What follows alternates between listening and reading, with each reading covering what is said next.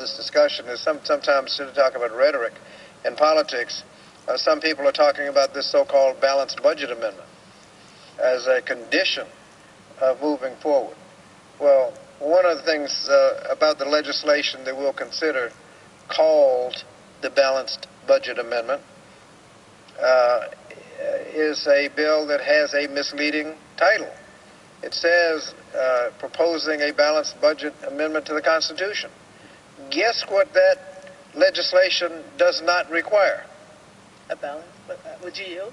I'll yield. Does it require a balanced budget? It does not require a balanced budget.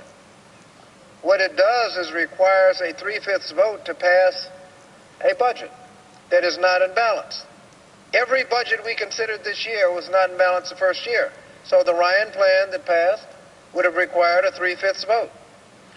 The Republican Study Committee plan that was not balanced the first year, that in the fullness of time would cut discretionary spending 50, 60, or 70%, was not balanced first year, would require a 3/5 vote.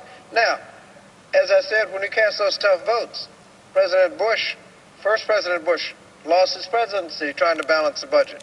50 Democrats lost their seats in 1993 trying to balance the budget. I will guarantee you that there will be Republicans who will lose their seats for voting for the Ryan plan, because it included essentially a repeal of Medicare and replacing it with an inadequate voucher. They're going to lose their seats over it. We already picked up one seat in upstate New York where that Ryan plan was an issue, but when you vote on real deficit reduction, people will lose their seats. So if you move the threshold up to 3/5, if you were the chief sponsor of a severe deficit reduction plan, common sense will let you know that it would be harder to pass if you move that thing up to 3/5.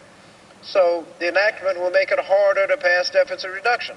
Once you need 3/5, there is no limit to how irresponsible you can get.